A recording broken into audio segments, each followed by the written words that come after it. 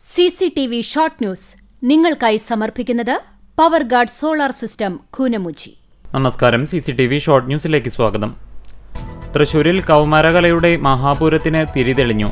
മുഖ്യമന്ത്രി പിണറായി വിജയൻ 64ാമത് കേരള സ്കൂൾ കലോത്സവം ഉദ്ഘാടനം ചെയ്തു. അക്കിക്കാവിൽ വീടിന് തീപിടിച്ചു. തറമേൽ രാജേഷ് കുമാറിന്റെ ഓടുമേഞ്ഞ വീടാണ് പൂർണ്ണമായും കത്തിനശിച്ചത്. വൈദ്യുതി ഷോർട്ട് സർക്യൂട്ടാണ് തീപിടുത്തത്തിന് കാരണം. ചൊവ്വാഴ്ച രാത്രി 9:30യോടെയാണ് മെയിൻ സ്വിച്ചിൽ നിന്ന് തീ ആളിപ്പടർന്നത്.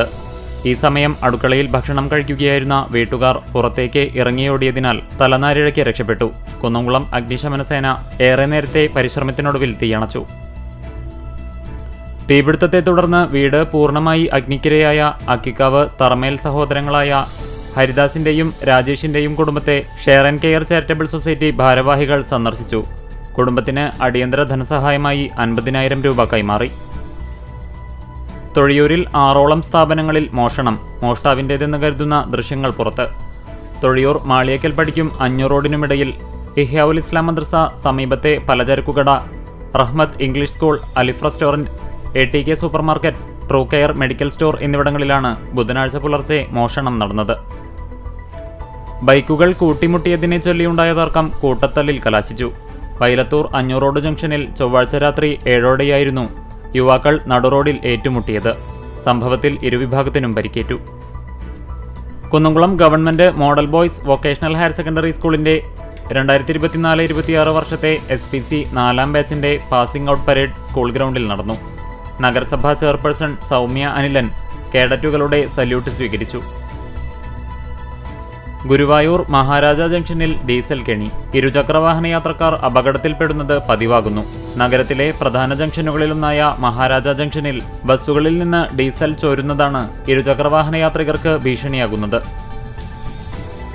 വിവിധ ആവശ്യങ്ങളുന്നയിച്ച് ഇന്ത്യൻ ലോയേഴ്സ് കോൺഗ്രസ് ചാവക്കാട് കോടതി യൂണിറ്റിന്റെ ആഭിമുഖ്യത്തിൽ വായ്മൂടിക്കെട്ടി സമരം സംഘടിപ്പിച്ചു. തൊഴിയൂർ ഖാജ ഫൗണ്ടേഷന്റെ കീഴിൽ വിവിധ പരിപാടികളോടെ നടന്നുവന്ന അജ്മീർ നേർച്ച ജാതിമതഭേദമന്യേ ആയിരങ്ങൾക്ക് നൽകിയ അന്നദാനത്തോടെ സമാപിച്ചു.